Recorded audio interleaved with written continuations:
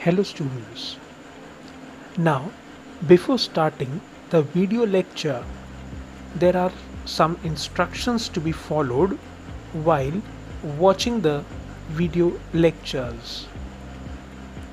First, students are supposed to see the videos 2 to 3 times with the help of their textbooks or any reference materials. Second, student need to copy down the important points in paper.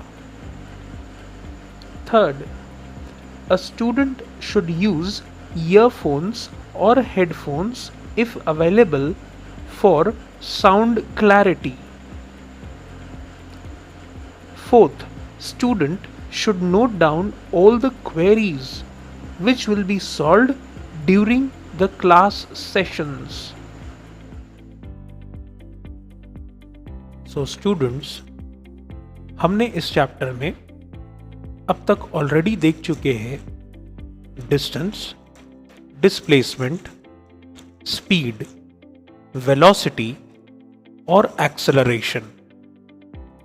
आज के इस video lecture में हम deal करेंगे equation for motion.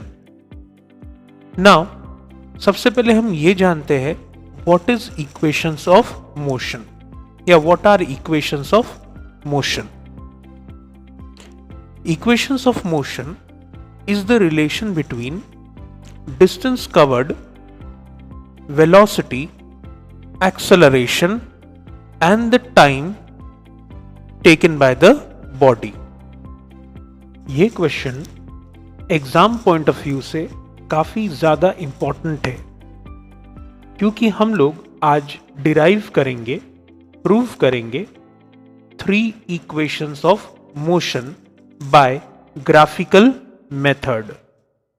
तो generally question कुछ इस प्रकार आता है, derive the equations of motion for uniformly accelerated motion from velocity time graph by graphical method. तो अब हम इसका डेरिवेशन प्रूव करने जा रहे हैं। तो सबसे पहले हम ग्राफ के बारे में देख लेते हैं। यहां हम यूज करेंगे velocity time graph for a uniform accelerated motion having some initial velocity. तो आप देख सकते हैं लाइन ए बी 0 से स्टार्ट नहीं हो रही है, बट वो स्टार्ट हो रही है यू से। इसीलिए हमने कहा the body is having initial velocity. फिर उसके बाद हम देख सकते हैं बॉडी ए से स्टार्ट हो रही है और बी तक जा रही है, कवरिंग अ फाइनल वेलोसिटी। ए से बी के बीच के टाइम इंटरवल को हमने एक्स एक्सिस में प्लॉट किया है, जिसे हमने टी लिया है। और उसके बाद हमने लाइन ए बी के अंडर के रीजन को शेडेड कर दिया है। तो जैसे आप ग्राफ में देख सकते हैं, ओके, यहां पर हमने कहा है ओ ए और ई डी सेम होगा। तो आप देख सकते हैं ओ ए यू है तो ई डी भी यू होगा, ओ सी और ई बी वी होगा, दैट इज फाइनल वेलोसिटी। ओ ई और ए डी ये होगा टाइम। तो ये था ग्राफ के बारे में सिर्फ कंस्ट्रक्शन पार्ट। अब हम स्टार्ट करते हैं इसका डेरिवेशन। तो आंसर हम कुछ इस प्रकार से प्रेजेंट करेंगे। Consider a body moving along a straight line with an initial velocity u and uniform acceleration a. Suppose the body travels distance s in time t. तो बॉडी के पास पहले से इनिशियल वेलोसिटी था u, बॉडी का acceleration है a, कुछ समय में बॉडी ने डिस्टेंस ट्रैवल किया है s। तो चलिए हम देखते हैं इसका सबसे पहला इक्वेशन। तो टाइटल है equation for motion for velocity time relation. Okay, I repeat, equation of motion for velocity time relation. तो शुरुआत करते हैं। हम ऑलरेडी जानते हैं कि अगर हम वेलोसिटी टाइम ग्राफ का स्लोप निकाले तो हमें मिलता है एक्सेलरेशन। तो हमने लास्ट वीडियो लेक्चर में ऑलरेडी 3 कंसेप्ट देख चुके हैं। तो यहां इस डेरिवेशन में हम वो कंसेप्ट्स को यूज करेंगे। तो हम देख सकते हैं वहां लिखा है we know acceleration is equal to slope of velocity time graph.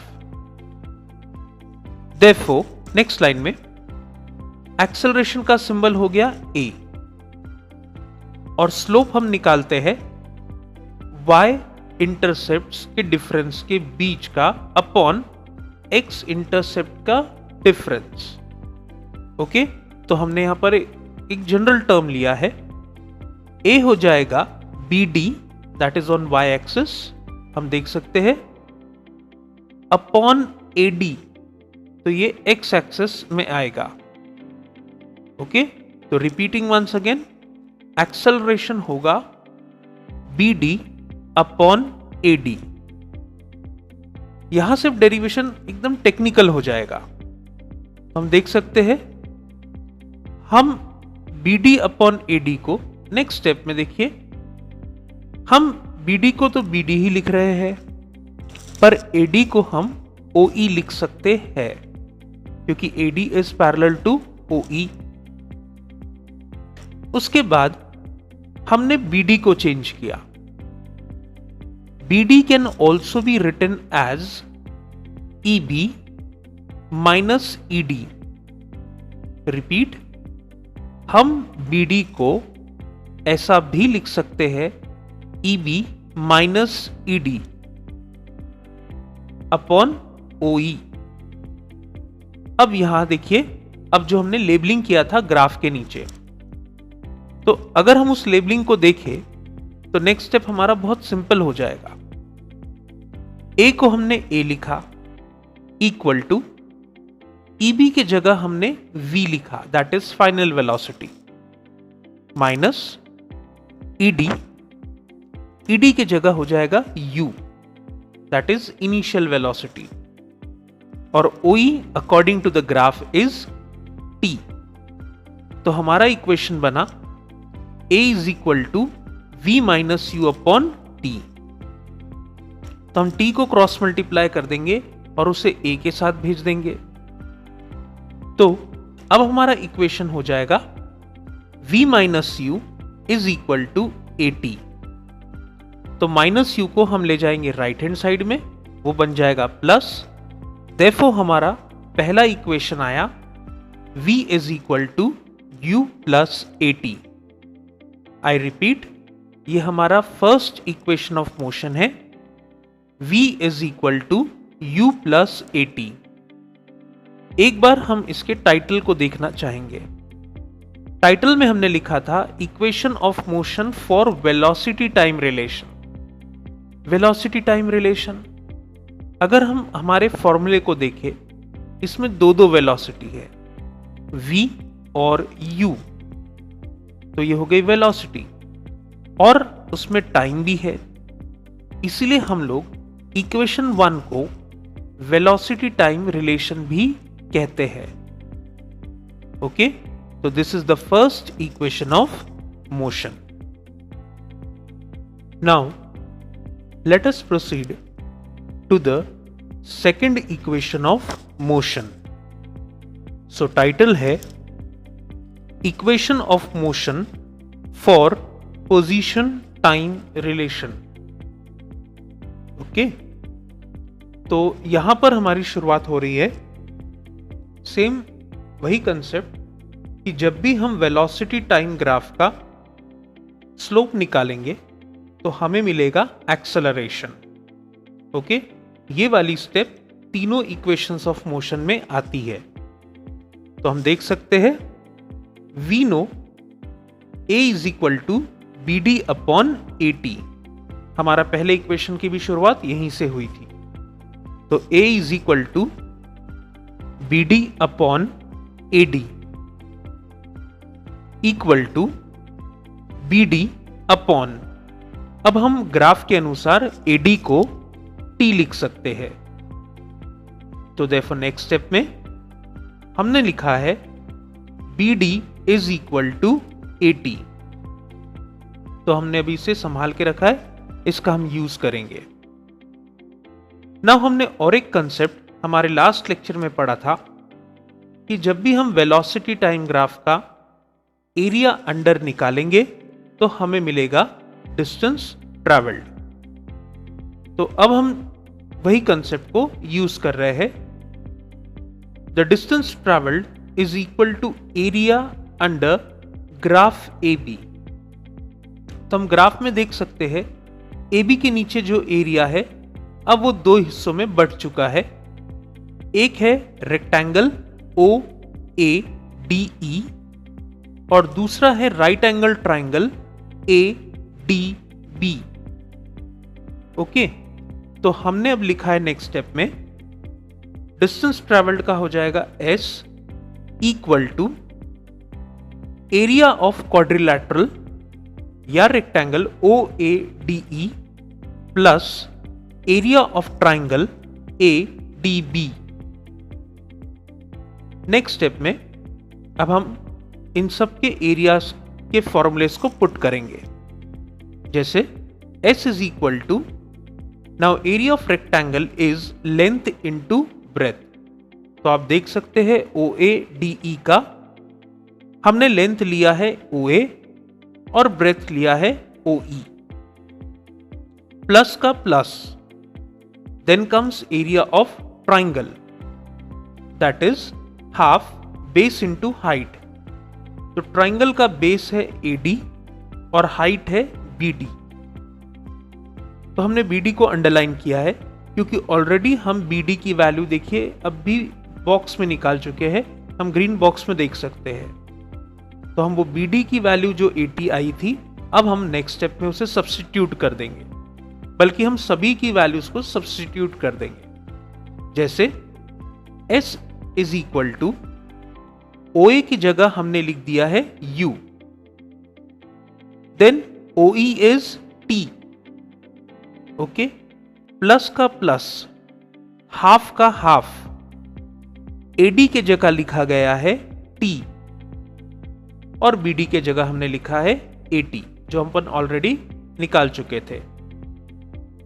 Okay, तो नेक्स्ट स्टेप आई है S is equal to UT plus half AT square.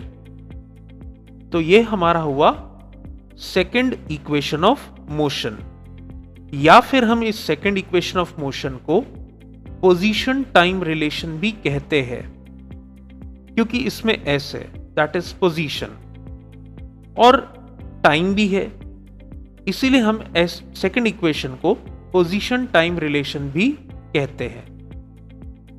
तो ये था हमारा second equation of motion.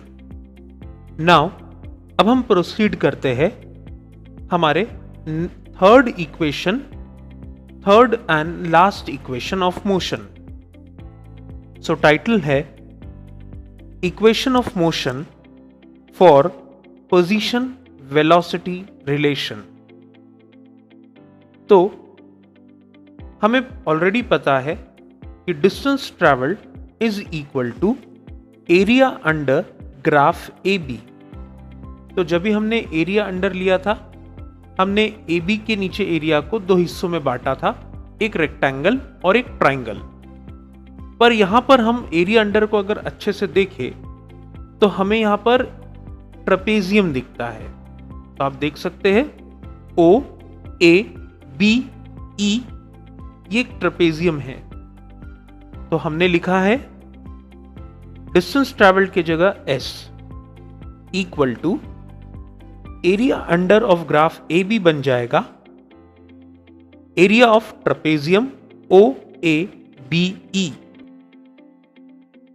Next step में हम देख सकते हैं S इज इक्वल टू, अब एरिया ऑफ ट्रेपेजियम क्या होता है? Half sum of parallel side into height. Okay, तो हमने लिखा है half sum of parallel side. तो ट्रेपेजियम में दो पैरेलल साइड है, एक है EB और दूसरा है OA। तो हमने लिखा है EB प्लस OA इनटू दो पैरेलल साइड के बीच की दूरी, या जिसे हम हाइट भी कह सकते, वो होगा OE। तो हमने मल्टीप्लाई किया है OE से। So half sum of parallel side into distance या हाइट। नेक्स्ट स्टेप में हमने लिखा है S is equal to half का हाफ, EB का EB, पर हम OA को ED भी लिख सकते हैं। ओके, तो हमने OA को ED लिख दिया है इनटू OE। अब हमने OE को अंडरलाइन किया है रेड कलर से, क्योंकि अब हम नेक्स्ट स्टेप में सबसे पहले OE निकालेंगे। तो हम लगाएंगे concept slope of velocity time graph gives acceleration. तो हम देख सकते हैं हमने तीसरी बार इसी डेरिवेशन में यही स्टेप रिपीट कर दी है। A is equal to BD upon AD equal to, BD को हम BD लिख सकते हैं, पर AD को हमने OE लिखा है। उसके बाद हमने BD को चेंज कर दिया है EB माइनस ED, क्योंकि BD can also be written as EB minus ED upon OE। आप देख सकते हैं हमें जो निकालना है OE वो डिनोमिनेटर में है। तो नेक्स्ट स्टेप में हम क्रॉस मल्टीप्लाई कर देंगे। तो देखिए नेक्स्ट स्टेप कैसी बनी। OE is equal to EB minus ED upon A। Okay, I repeat once again, हमारा OE बन गया EB minus ED upon A।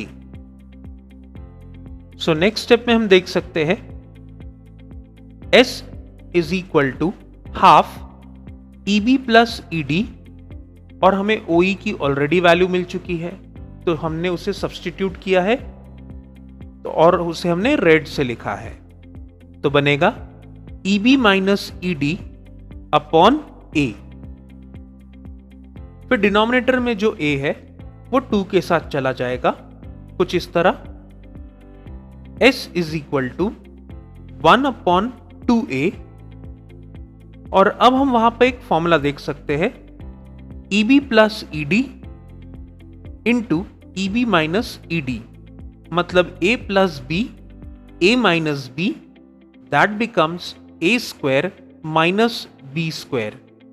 इसलिए वहां पर बन गया है EB square minus ED square.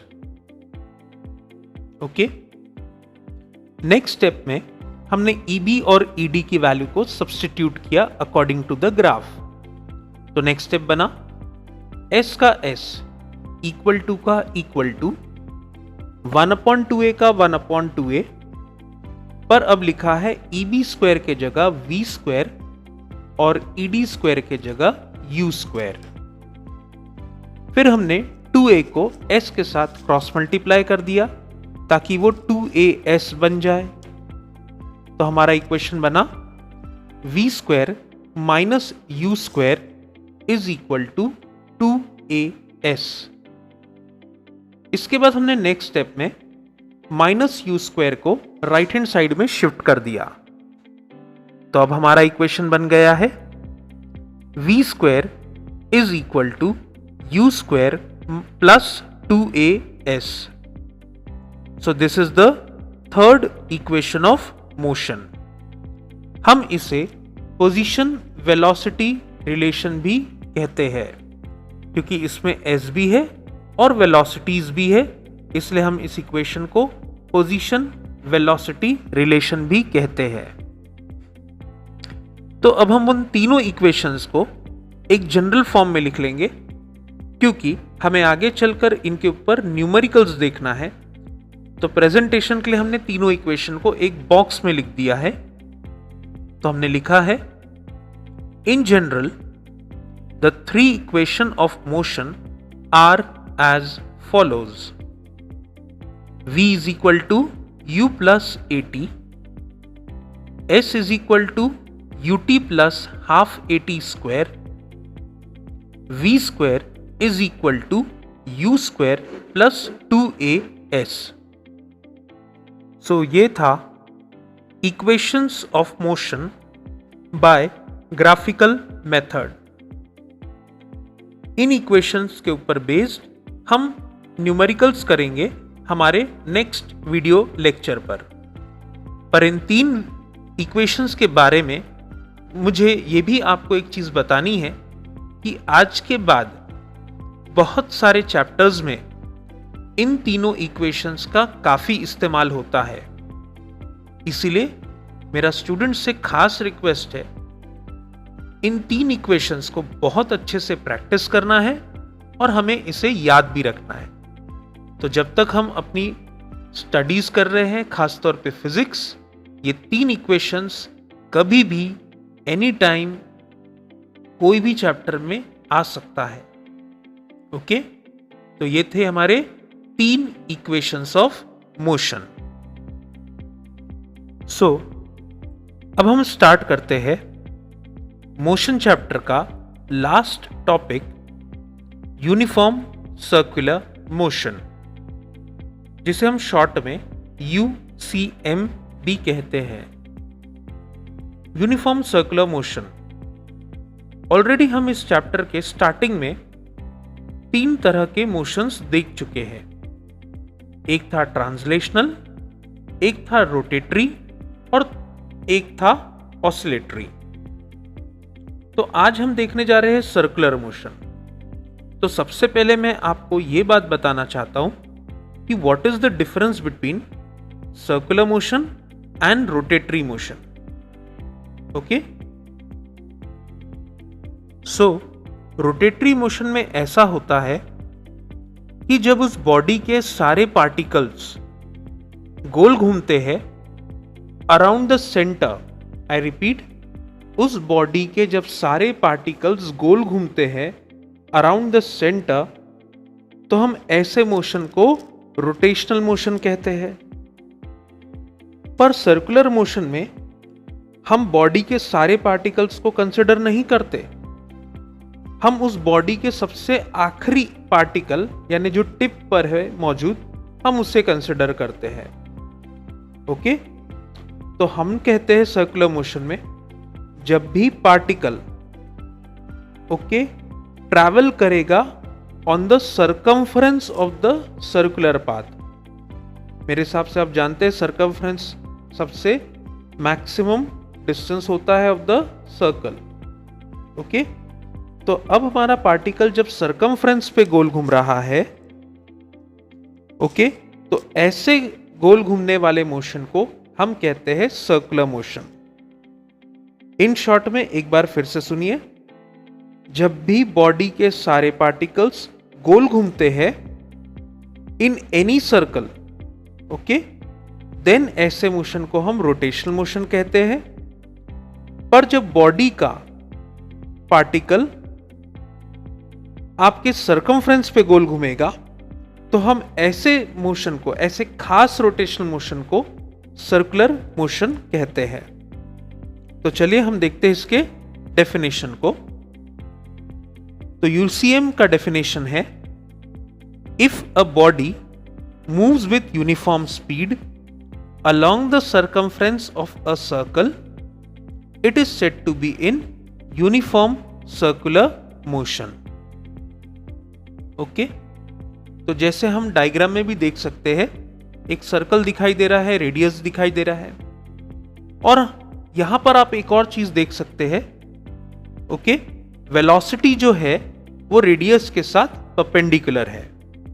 Okay, तो इसलिए जब जब आपकी बॉडी गोल गोल घूमेगी तो साथ में वेलोसिटी भी चेंज होते रहेगी, मतलब उसका डायरेक्शन चेंज होता रहेगा। ओके, तो जब हम एग्जांपल्स देखेंगे तो हमें और अच्छे से ये आइडिया क्लियर हो जाएगी। तो हमने लिखा है in UCM the direction of velocity changes at every point but its magnitude remains the same. Hence it is an example of accelerated motion. Okay. Now the direction of velocity at any point of the circular path is along the tangent at that point. जैसे कि मैंने अभी just कहा, जो velocity है वो radius के साथ परपेंडिकुलर है, जिसे हम लोग सर्कल की भाषा में टैंजेंट भी कहते हैं. सो वही लिखा था, velocity at any point of the circular path is along the tangent at that point. अब हम यूनिफॉर्म सर्कुलर मोशन के कुछ एग्जाम्पल्स देखेंगे. जैसे फर्स्ट एग्जाम्पल दिया है, a cyclist moving along a circular track, then motion of moon around the earth. Okay, तो जैसे हम जानते हैं मून भी एक ऑर्बिट में गोल गोल घूमते रहता है. ओके, वो कहीं भी नहीं घूमता है, वो सिर्फ अपने ऑर्बिट में घूमता है. That is the circumference. इसलिए ऐसे मोशन ऑफ मून को हम लोग यूनिफॉर्म सर्कुलर मोशन कहते हैं. Then comes motion of satellites in circular orbit around the earth. Okay, तो हमारे आसपास जो आर्टिफिशियल सैटेलाइट्स हम लोग भेजते हैं, उसे भी हम एक फिक्स्ड ऑर्बिट पे ही गोल घूमने के लिए अलाउ करते हैं. Okay, and fourth, that is motion of a stone being rotated at the end of the string. Okay, तो जब भी हम एक पत्थर को, ठीक है, एक धागे से बांधकर जब गोल घुमाएंगे तो पत्थर एक्सट्रीम एंड पर होगा, मतलब पत्थर सर्कमफ्रेंस पे गोल घूमेगा. इसीलिए हम ऐसे मोशन को कहते हैं यूनिफॉर्म सर्कुलर मोशन. तो ये थे उसके कुछ एग्जाम्पल्स. नाउ अब हम यूसीएम में जो बॉडी जिस स्पीड से ट्रैवल करती है, अब हम उसका फॉर्मूला देखने जा रहे हैं. तो लिखा है, suppose a body of mass m rotates in a circle of radius r with a velocity v. It completes one revolution in time बड़ा T. बड़ा T मतलब जब भी बॉडी को पूरा एक बार गोल घूमने के लिए जो समय लगता है, that complete time taken in one revolution को हम लोग कैपिटल T से डिनोट करते, जिसे हम लोग टाइम पीरियड भी कहते हैं.